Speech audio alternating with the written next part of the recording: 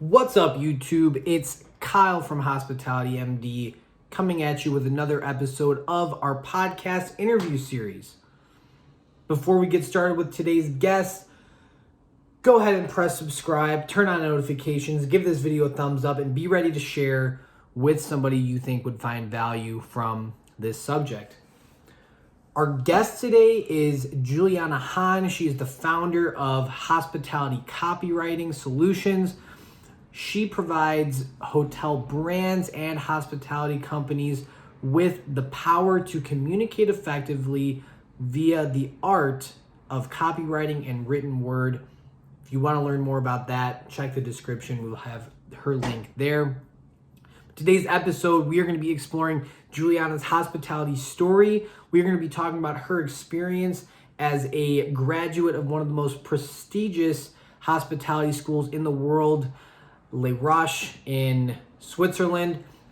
Additionally, we are going to be talking about how Juliana took her career from a traditional hotel setting to a completely, seemingly unrelated field in copywriting as her own business owner. So if you've ever wondered what the limitations are to your hotel career, if you felt like, I don't like operations because the hours are too much and it's just too demanding, or I'm not good at sales, or I just don't seem to fit in, but I love hospitality, this episode is for you, because Juliana is proof that you can extend your hospitality career beyond the confines of a traditional hotel. So tune in to this episode to learn more.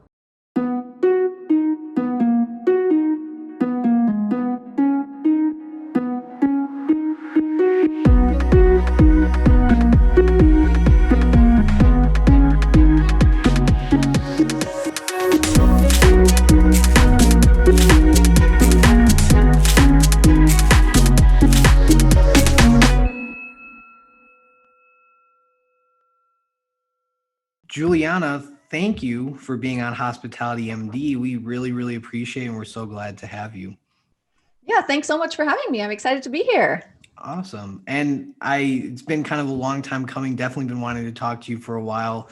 I love what you're doing in terms of your own content and just your education, I guess, for the industry and just awareness, because who knows about copywriting, right? Like, nobody does. It's kind of one of those things that I think, like, I didn't really even know what copywriting was really until I started having to figure it out for my own website recently. And because I thought copywriting was like, what you do if you're like getting rights to something, like you're copywriting like a music or something like that. So that was kind of what I thought it was originally. And I'm sure a lot of people probably felt that way. So you definitely opened a lot of people's eyes, I'm sure, with your content and everything. Yeah, it's funny you mentioned that, because honestly, I actually didn't know exactly what copywriting was either until just several years ago when I got started, right? I mean, I was working in hotels and kind of looking for a way to bring my creative side more into my work again, and then kind of stumbled over this copywriting thing. And at first I also thought it was like something to do with legal topics and getting rights to your work and stuff like that. And then, like, when I started reading up on it, I realized, like, yeah, someone has to write all this stuff. Like, everything you see, whether it's on a website or it's a product description in a catalog or even on Amazon, right? Or if it's like text on a package of a product you're buying in a store, like, someone had to write that and come up with that. And then I realized, well, yeah, hotels need that too, right? I mean, they have websites, they have marketing materials, and hotel tech companies, same goes for them, right? They have blogs, they have websites that they need copy for. And I started digging and found that was actually a really exciting domain. Well, because as you mentioned, like, this wasn't something that you've always been doing, right? You didn't just wake up when you were like, 16 years old and say, I want to be a copywriter. So it's kind of been a little bit of a process for you. But I want to start with the hospitality portion of it, because you're not just a copywriter, you're a hospitality copywriter, which is so much. I mean, I'm biased, but I think that's way cooler and way more special. You know, if you really are so passionate about hospitality that you've specialized in it. So let's go back and start. I'm going to start with a question that I like to ask almost all of our interviewees, which is, do you remember the first time you felt hospitality? This could be from when you were a kid, when you started working. Dig deep. Oh, that's a great question, actually. I think there's a few examples that come to mind. Like, for one thing, it would always be when we would visit family in the US. So I grew up in Germany. My dad's American and my mom is German. So like, we would spend the whole year in Germany, and then we would go to the US in the summer every once in a while, not every year, but every few years.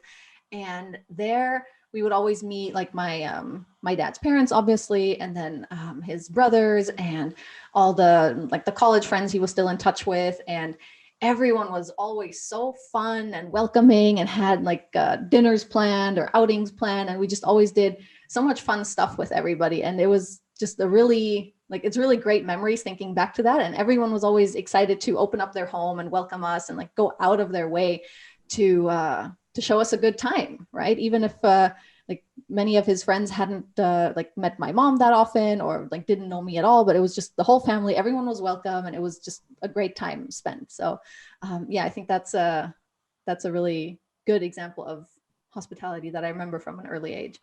So yeah, so your family showed you hospitality. That's, you know, I will say that, and I'm sure this goes for everybody, you know, even if it was the other way around. But I remember when I was younger and, like, I had family that I had never met coming from Italy to the United States. And, you know, they weren't even, like, staying in my house or anything like that, but it was, like, such a big deal. Like, everyone was like, you know, we want to show them, like, the utmost hospitality. And yeah, it's just different. Like, when you're coming from a different country and coming to the US for either the first time or even the second time, and there's just something about wanting to show somebody, like, we care about you, we want you to be comfortable, we know Yeah, you're in a yeah, place that you're exactly. completely unfamiliar with. Because, like, if you thinking back, were you nervous about coming to the US? Like, every now and again, was it kind of like a, oh man, like, I don't know what it's going to be like, or this is like a foreign country we're unfamiliar with? Did you ever feel like that prior to showing up? No, not really, because I mean, we'd go from when I was a really young kid. So we'd go regularly, and it was, for me, just kind of something we did. And, like, I knew it was going to be fun because the last time it was fun. Nice. And so, yeah, I remember being just more excited rather than nervous. Maybe another good example of hospitality was also related to the US, but when I was in high school, I did one of those exchange years, you know, where you spend, like, your junior year with a host family. Yeah. So I did that.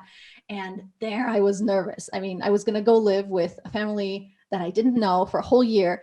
And yeah, I remember being quite nervous about that. But then again, it was an amazing example of hospitality. Like, they opened their home to me, and just, yeah, also went out of their way to show me a great time and to welcome me and to make me part of their family. So yeah, that was definitely a great example of hospitality from strangers who didn't have to invite me into their home, right, and take me in. So that was another great experience of hospitality. So you basically just showed up at, like, the airport in the US, wherever it was, and then whoever was waiting there for you, like, you had never met them, nothing like that, and they just kind of were like, hey, we're your host family, we're going to take you back to our house now. Pretty much, yeah. I mean, they had picked me from a number of exchange students that had been suggested to them by the organization that we went through. And they basically just knew me from a form that I had filled out, a couple of photos I had submitted, a few things that I'd written about myself, like what I like to do, what I like to do with my family, my friends, favorite school subjects, like the typical thing, I guess, you would ask a high school kid.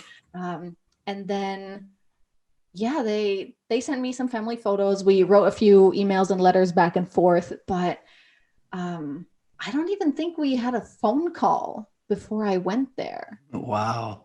So yeah, we really did not know each other at all, and still, yeah, it went amazing. So That takes a lot of courage. Like because the whole time you're talking about this, I'm thinking like, would I even now as not even a high school kid, as an adult, would I be like so open to just like going and upping and going to another country and staying in another person's home who I never met for an entire year? Like you're committed basically like to that experience.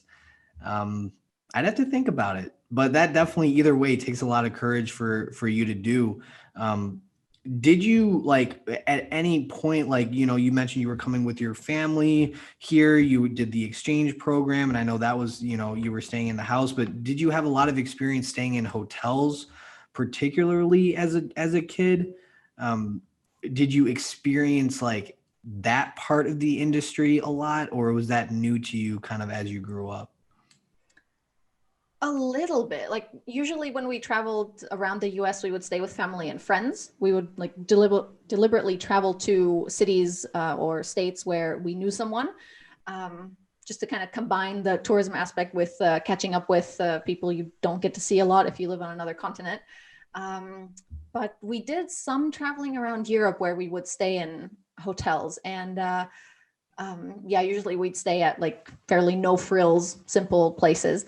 But I do remember some really nice experiences where we stayed in this little bed and breakfast in Ireland. So my parents would often not do a whole lot of research about hotels, like they'd know which cities or places they wanted to go to. But then we would just drive there and show up and like be like, okay, where's the next bed and breakfast? Like ask the local tourism information office, right? And then they would recommend people. And they suggested this lady who ran this little B&B out of her house. And oh, she was just the nicest person ever. She made this huge breakfast with all these things that we would never have at home. So of course, as a kid, I was totally excited about all these fancy yogurts and cereals and bakery items and things she got us. And she gave us really cool suggestions about restaurants to go to and places to see that like maybe not so many other travelers would know about, because maybe they weren't like the hot spots, but they were kind of cool just because not a lot of people went there. So yeah, she was really great. And I still remember her, even though I was just 11, I think, back then. So I think, yeah, that shows that it made quite an impression on me. Definitely. Like, I'm sure she would be so pleased to know if she knew that we were talking about her right now, knowing that her hospitality all those years ago is something that not only you remember, but now will be shared with a bigger audience because we're talking about it now. So it really does go to show that, like, your hospitality that you show to somebody matters. It's never in vain Yeah. if you give somebody hospitality, because it sticks with people, and it's Oh, really important. absolutely. Like the fact that you even remember what you had for breakfast one day, you know 15, Yeah. 20 years ago, like, is crazy. Like, I don't even remember what I had for breakfast yesterday, and I actually probably didn't even Yeah. eat breakfast for that matter. But it is certainly admirable that you have those memories of hospitality as a child. So you're not foreign to like the feeling of hospitality and everything like that. How did you transition these like kind of more abstract instances of feeling it from friends and family and kind of having some fleeting experiences with the hotel industry and the hospitality industry, kind of as an institution, to translating that to working in five-star hotels? Kind of, you went to Les Roches. How do you actually pronounce that school, right? Les Roches. Yeah. Les Roches. Okay. So you went there, which is like probably one of the most renowned, if not the best, hotel school on the planet. Um, how do you translate these experiences to doing that and be really diving in head first to the hotel industry? Yeah, that's actually another great question, because I used to, like in my later years in high school, I used to really want to go into science, like chemistry, biology, like that was my thing.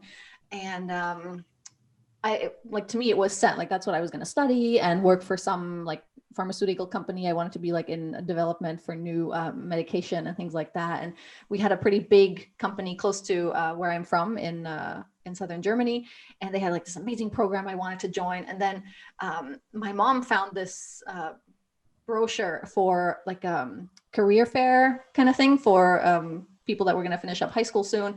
And I thought, well, we don't really need to go there. Like, I know what I want to do. So, And finally she's like, no, we should. And well, we did. And there was this stand from Les Roches, and my mom was actually more interested in it than me. She kind of just wanted to hear what they had to say. And I thought, okay, let's do that, whatever. I mean, can't hurt. And then by the time we walked away from that booth, like, I don't know, 15 or 20 minutes later, I was sold on the idea. I was going to study hospitality. I was going to work in hotels all around the world. And yeah, I mean, they just told us about the program and how you would do internships, and you could do them basically wherever you wanted, right? In any country where a hotel would accept you as a trainee. And I thought that would just be the greatest way to discover the world, to not just travel to cool places, but to actually live there and work there. And yeah, that just totally threw all my plans of going into science overboard, and hospitality it was. And yeah, I never really looked back after that. I want to hear whoever this like recruiter was who was there, like talk about like probably like a great salesman or great salesperson, right? Like they derailed your entire plans for your whole life in like 5 or 10 minutes. We're not just talking about selling you, even to sell you like a car would be like a huge purchase, right? But they sold you on your life plans in 5 or 10 minutes. But you know what? It's also goes to show hospitality is just so like people connect to it so easily, and it's such a cool, like vibrant industry that absolutely it almost sells itself to a certain extent. Yeah, definitely. I mean, how they were talking about just the student body at Les Roches, which is so international and diverse. I mean, it's amazing. And yeah, the opportunities they get you. I mean, for that school, I feel like it's less about what you learn there in class, but about the people you meet. Like, I grew up in a small town south of Munich where it's like, yeah, there's just really not a whole lot going on, right? You don't, unless you travel out, you don't really see anything new or different or especially interesting there. So going to a school like Les Roches, you meet so many people from around the world and learn about their culture and their customs and their way of working. And I think you get ready for working in hospitality, which is such an international field, right? Like, I've never worked in a hotel where like everyone was from the same country or the same background. Like, in hotels, you will always have colleagues from different countries who speak different languages, who have a different approach to their work. And you need to come to terms with that, and you need to find ways to work with that, right? And going to such an international school was a really great way to prepare for that. And then, of course, they have good industry connections to help you find great internships, which I think was one of the reasons why I was able to get such great work experiences even before going out into the workplace. So yeah, I mean, just them telling me about that beforehand, I was like, yeah, I'm definitely going to do this. So I'm curious because, you kind of hinted on it a little bit, but like, it's interesting. Like, you went to like the top hospitality and hotel school on the planet. I actually never went to college, never went to any hotel school. So I'm curious, and like I feel like I'm doing okay in the hotel industry too. Like, I think we both are. So I'm wondering, like, for those of our listeners who may be curious, like, if they're in school, should I change my major to hospitality wherever school they're going to, or if they're looking forward to going to college, what should they do? Or for people who are, should I go back to school to get my degree in hospitality? Like, what do you honestly think? Like, is it necessary? Is it worth it? Like, what's your opinion on getting a degree in hotel management after having gone to the best school on the planet? I think my instructors might not like to hear that so much, but I don't think it's really about the academic side of things. Like, yeah, in the courses we learned some good things about hospitality, especially if you don't come from a background where your family owns or runs hotels and you don't really know much of anything. Then that's a school like that is great. But I think in hospitality, what's more important is the attitude you bring and how you deal with people, how you deal with staff, team members, managers, guests. And I think that's not something you really learn or are taught. Like you don't really learn that in a school. I think that's probably something you learn from life itself, right? From your work experience or from your experiences you gain out in the field. So I think studying hospitality could be great to just build a network like from really early on, because the people that you study with, they're gonna probably be managers somewhere down the line, right? And they'll be great people to keep in touch with, to learn from each other, to maybe help each other out further down the road. So I think for that, these schools are great. But otherwise, I think it's also absolutely possible to do amazing for yourself without getting a degree in hospitality. Like, I think it's really something that's in your heart and in your attitude. And if you bring that with you, then you can do amazing. But if you don't have that, then no bachelor's or master's or PhD will help you do great. That's really, really well said. And I think I agree with you too. I think just attitude, spirit to serve, actually wanting to be selfless and provide authentic service. Like, not only like, to your point, you didn't really learn that, but can you really teach it? Or is that something that's just innate, kind of part of your DNA, or something that you develop over time or as a result of a certain life experience? So I definitely think, the one reason why, like, I would think that it'd be cool to go to school for hospitality, in my opinion, because you're basically in like a guild of people who all like the same thing. Like, to be in an environment where everybody's like gung-ho about, well, at least maybe you think, I don't know, maybe there were people who weren't gung-ho about it, but in theory, I always pictured it as being in like a guild of people who are all super excited and happy to be doing this and love hotels and all want to learn and grow together. And then I also am like weak at food and beverage, like clumsy, no knowledge of it. Like I'm scared of it. So for them to be like, okay, we're going to force you to like do these food and beverage activities I feel like would just be a great, for me at least, that's kind of what I was always like, that'd be a cool way to get some experience there.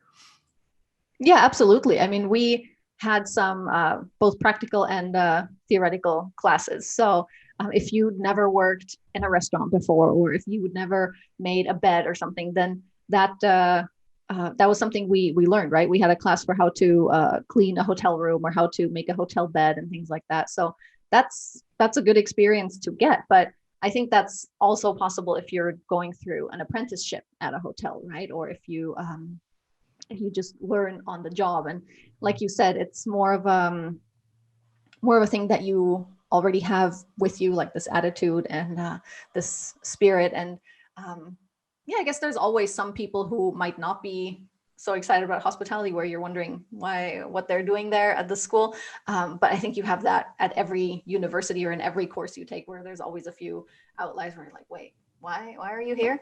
But And you have it at every hotel too. There's oftentimes a lot of people yeah. who are, you just like, okay, got it. You really don't like this. Yeah.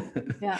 But yeah, you can really find like your crowd there. And pretty early on, I think I saw in my classes where like there were the ones that were super interested in entrepreneurship and like setting up their own thing once they got out of school, or those who were super keen on marketing. So like they would already be like studying how to create a cool website or how to create certain marketing schemes. They would look for like internships in those areas and specialize kind of a bit early on.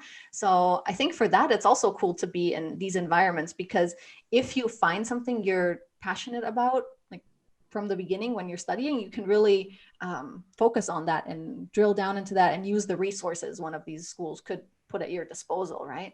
So I think for that, it's also something great. Well, I know like your experience after college was primarily F&B focused up Yeah. until you kind of got to where you are now. So was that the thing for you that you kind of saw that was like, oh, I really like food and beverage, like this is cool? Or was that kind of just by default you ended up there and you never really knew what you were passionate about until after you got out of school? I liked the F&B department from the beginning. So I did one internship at reception and I liked it okay. But I really thought, okay, yeah, F&B is absolutely where I want to go. Like my second internship was in kitchen and I loved it.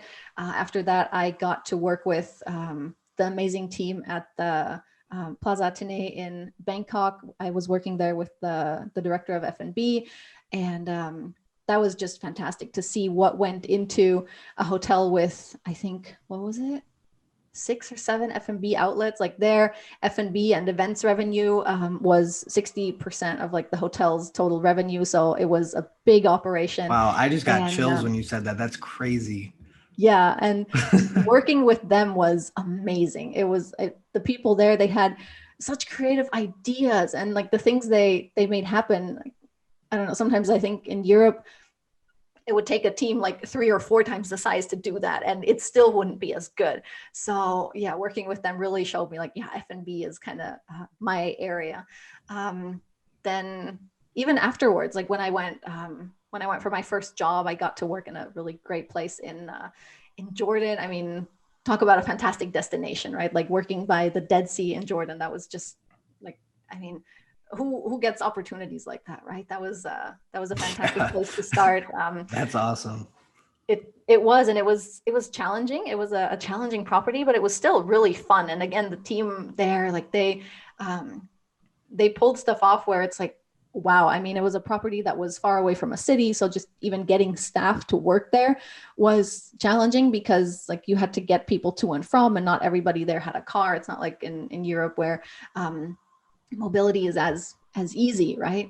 So they did an amazing job with the resources they had available to them, and getting to be part of that was also really, really great. So yeah, to me, F&B was just, I still love it. Like when I go to hotels, I'm always curious about the restaurants they have. I always walk around and see what all there is, and like to see how they handle their operation. Yeah. Well, that's really cool. Again, I'm jealous because I wish that I had like, the type of understanding that you have in F&B, or even to see it, because I feel like, you described this hotel in Bangkok with all their event experiences and their restaurant experiences. And I'm thinking like, you said in Europe, it would have taken a team 4 times big and it wouldn't have even been that good. And I'm thinking in the US, it probably just wouldn't have ever happened because there's just it's just different, So even though we do some cool stuff over here, I don't even know if I can imagine how like exotic and cool it would probably, that hotel was doing things. So I'm going to have to make a trip sometime and kind of go and check it out. Absolutely. Yeah. So you did that, and then copywriting fell into your lap. Like, how'd you go from food and beverage to copywriting? And, like you said, you didn't even really know what it was for the longest time. Yeah. So I was in F&B for quite a while, and I often got to help out with some marketing copy, or like just revising some marketing text, like especially in Jordan where they didn't have any native English speakers. Like a lot of people spoke good English, but then when they had like me and a few other native speakers there, they would sometimes ask to like revise something, spell check something, make sure it sounded great. And I thought, okay, this is kind of fun. Yeah. And I didn't really think like that much more of it. But then in my last hotel job, I was thinking of, well, what could be another way to earn a living in hospitality? And I kind of came across this idea of travel writing, because that's still related to hospitality and travel and the whole industry. And then just, yeah, further research just led me to copywriting. I thought, well, that could be interesting. So you wouldn't be like working with magazines or publications necessarily, but you could actually work with fixed clients, right? That you had on, like you were working with them on retainer, for example, or help them with like a bigger project, like a website or a marketing campaign. And I just thought that sounded really cool, because there's so many great properties or tech tools out there that deserve to be promoted in the best way possible. And I thought it sounded quite interesting to get to be part of that. And so, yeah, I did some training courses on copywriting. And another reason I was kind of looking into different job options was that I was looking to join my partner who was working in Thailand at the time as a revenue manager, and finding a job as an expat there could prove not necessarily difficult, like if you find the right job to apply for. But I thought, well, it'll be hard. Like if he again has to move and then I have to cancel my work permit, get a new work permit in another place, that would be difficult. So what could I do that would make me a bit more location independent, let's say? And copywriting just kind of perfectly fit the bill. And right, definitely. So I decided to just, give it a shot and see what happens. And when I reached Bangkok, I thought I was going to start this kind of digital nomad style freelance life, but actually was taken in by a PR agency. So it turns out they were looking for a native English writer. And I got to work with them on fantastic accounts. I mean, they were one of the top agencies in Bangkok and got to work with really big name companies, not in hospitality as much, but like just across all kinds of industry, whether it was consumer goods or telecommunications and various industries. And again, there it was a small team, but they pulled off events and campaigns that just totally wowed me. And I learned so much from them. I mean, I can't even say it was fantastic. It was a great experience. I still remember them so fondly. I've actually started working again with the team just on a few small projects now on the side. So that's really cool. great. Yeah. That's cool that you kind of went full circle back to your roots a little bit. Absolutely. And now you've been lucky enough. I was checking out your website. I looked at like the work you did for that yacht, in Turkey, I think it was. It was like or maybe the yachts were made in Turkey, something like that. Some yacht project in Thailand. Did. Yeah, they had these really cool yachts where they have, I think, just like 20 to 30 guests on them max, and they go out on these amazing trips around the Gulf of Thailand. It's beautiful, fantastic. Yeah. Well, and like, because I just wanted to get a feel for like your writing style and everything, and like it was so colorful and descriptive, and it really just reminded me about how like, my early memories of hospitality were very much like, I guess, just enamored by like the branding of different hospitality organizations, because my mom is a United Airlines flight attendant. Okay. So everything from even just their music, because they had George Gershwin's Rhapsody in Blue as like their song at the time. And as like a kid, I didn't know who this was. I didn't know anything about it, but I was like, this is like the most beautiful thing I've ever heard. And then you like combine it with like the words that the copy that they had and everything. And I was like, hospitality branding and stuff is just so cool and so fascinating. So I got those same feelings when I was reading your piece on the yachts. So I thought that was really cool. It made me feel good reading it. So I was like, she's awesome. Pretty good at this. Well, that's but exactly I think you goal, got I think you got the best name out there for your website, Hospitality Copywriting. How'd you get that? Was you the lucky one to get it, I guess? Yeah, I mean, you just kind of go and see what's available, right? When you're starting when you're getting your website, you see which domain names are out there. And I was lucky that hospitality-copywriting was still available. The hospitality copywriting was already taken, but I figured, well, let's throw in a dash and let's see if it works. And yeah, it did. That's pretty good. I mean, for SEO optimization and everything, like, somebody's looking it up, what would they Google, right? Probably hospitality copywriting, and then hopefully they can stumble across you. Yeah, hospitality copywriting, hotel copywriter, those kind of, there's really just a few, like a handful of words that you would actually look for to find me. And yeah, I'm pleased to say I rank quite well for all of them. So I'm happy with that. That is awesome. So you work with hotels, you said hotel tech as well, and just hospitality in general. Why would somebody go to a specified hospitality copywriter versus just going to like any old copywriter or like an agency like the one that you worked at previously, like why did you make that distinction when you were starting out? Because this is your own business, you're an entrepreneur now, and you could have definitely like opened up the umbrella even wider, but you decided intentionally to make it hospitality related. Why did you do that? Well, when I was working at the agency and we had clients from all these different industries, sometimes, or most of the time really, I would have to do a lot of research and read up on it and learn a lot because I didn't know that much about certain topics. Like one of our clients was Ericsson, and we were working on like a 5G showcase that they were going to host in Thailand. And I don't know anything about 5G. Like I use a phone that has wireless internet, but that doesn't mean I know anything about how it works or like what goes into it. So that took a lot of reading and research to understand the topic and to be able to write about it, right? Because you can't write about something or explain something that you don't have any knowledge about, or that you just don't understand yourself. So I thought, well, first of all, I miss being like involved in hospitality and like kind of being connected to the industry.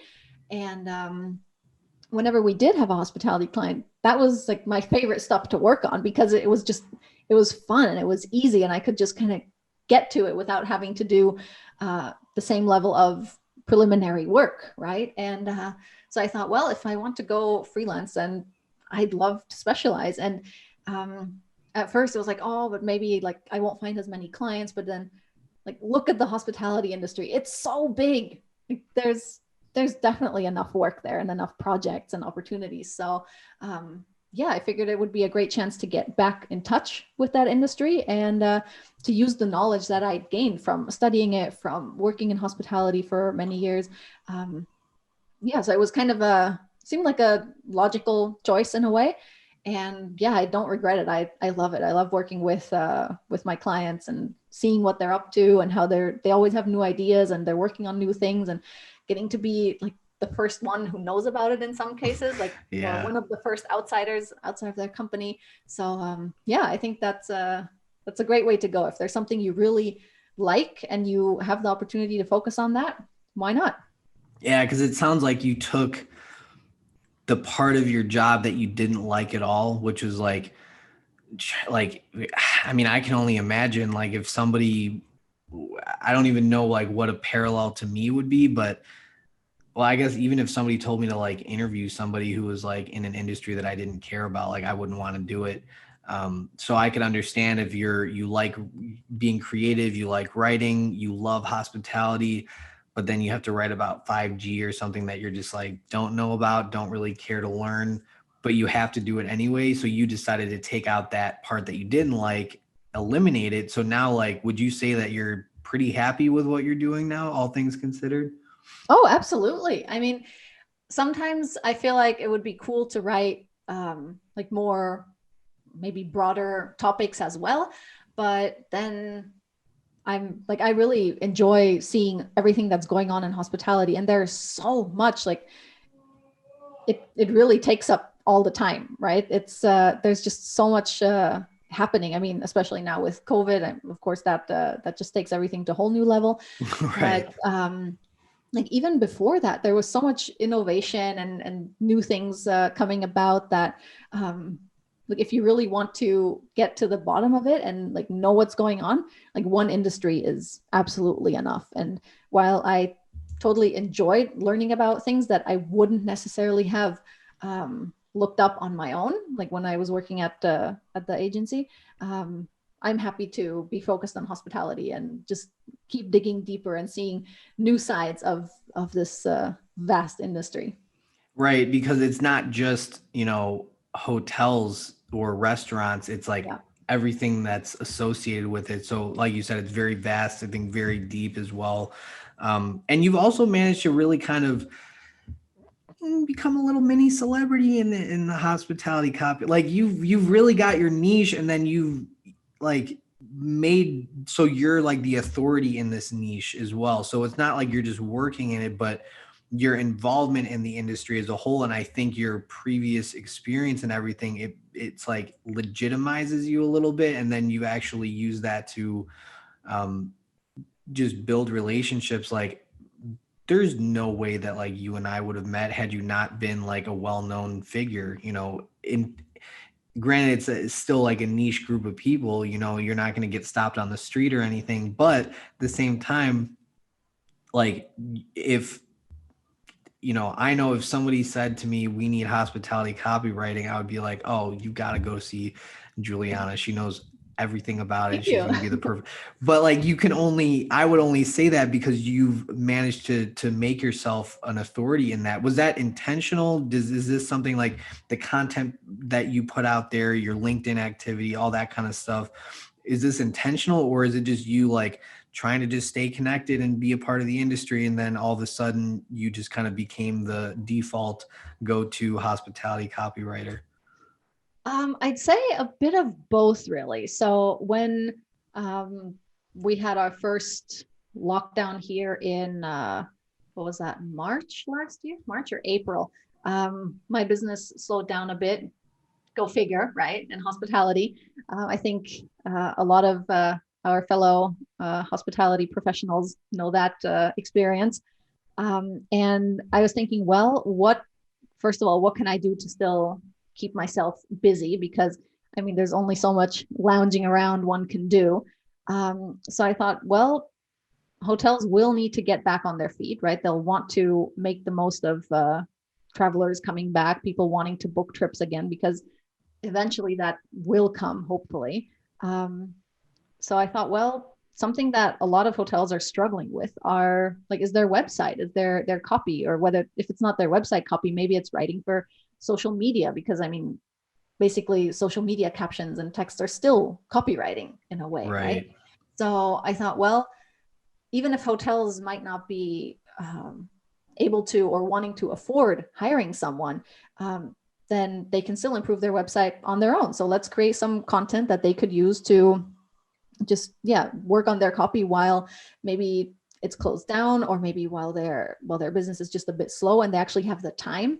Because let's face it, if you're a hotelier, then during normal operations, working on a big thing like your website or just revamping your marketing materials, it takes a lot of time, and maybe you don't have that time, but maybe now is a chance to catch up on some of those things that you can't necessarily do otherwise. So yeah, I started just putting out a few things here and there, and got some great traction. I was actually quite surprised because I don't have a huge LinkedIn following. I didn't have that many connections before. So yeah, I was happy to see that people actually gobbled up some of that content I put out there, and that it helped them. I got some nice feedback on it, and that's great. Like if it can just help one person, then I'm already happy.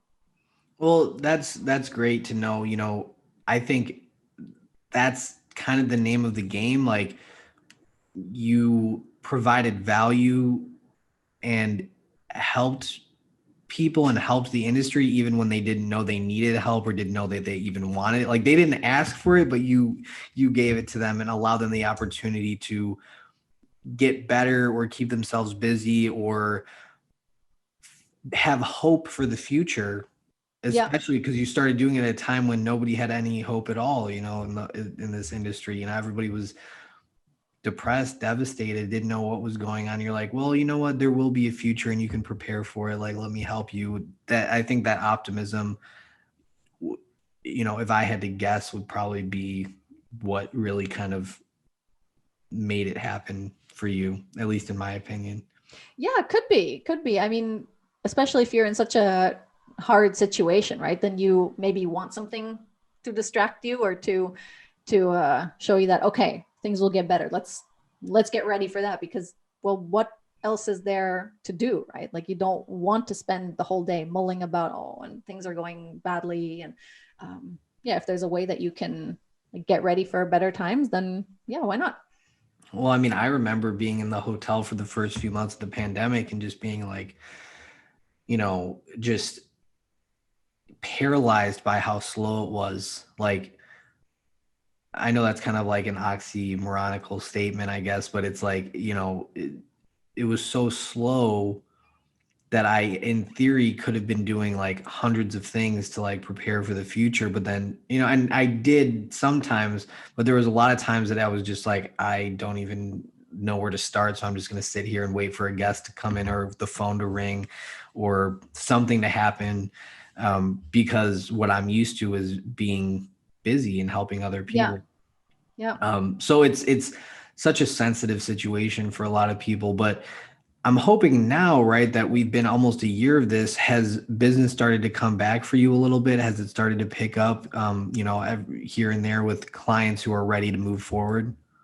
Yeah, yeah, absolutely. I mean, I was really quite lucky that even during lockdown periods and when things were really very hard for the hospitality industry, I had clients who were already looking forward. So one of my clients who's a hotel tech provider, they did a whole bunch of really cool interviews with hoteliers and marketing professionals and revenue management professionals on what can hotels do to make the most of the recovery period. How can they best get through this time of really slow business? And they actually got me to help them put that together in a set of ebooks that hoteliers can download and just go through and see like what can they pick up for their property, what can they implement to maybe not be hit as hard, and then make the most of recovery when it comes. So I was really lucky that I had some clients who were also looking forward in that way, and were really trying to serve not just their own clients, but just hoteliers everywhere, right? Like whether or not you bought their product, like you could download these ebooks and get the information from them and hopefully help out your property. Oh, that's good on them for doing that as well. Definitely a selfless way to kind of raise everybody up together. So the last question I'll ask you, Juliana, would be for anybody who's just like, where do I start with copywriting, or like, what is it like? What's your like number one, like if you had to boil it down to like one thing, like that it would be like what you want to keep in mind if you're copywriting or doing something like that, what would you say to anybody?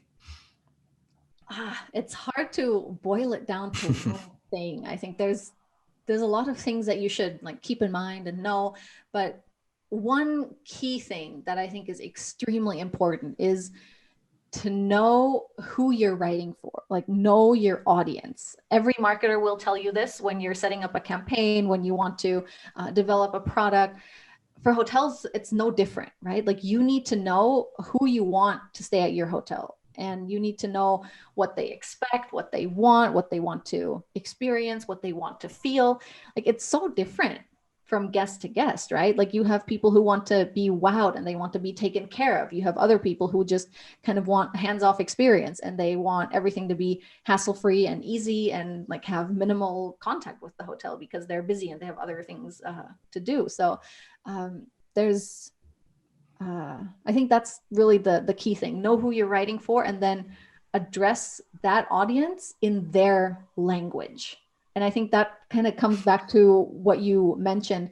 Like, why would someone hire a hospitality copywriter, like someone that's specialized in this industry? It's because that person would know how to address that target audience, and they would know where to research that target audience, where to learn more about them, and to really get into what they want, and then bring that across in your content, whether it's on your website, in any print material, in your social media. Yeah.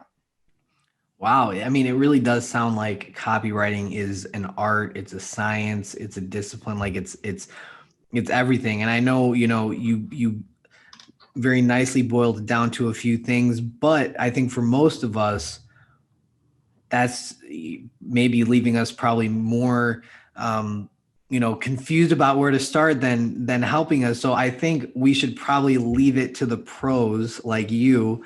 So with that being said, where can our listeners find you? Where can they see more about your work, what you do?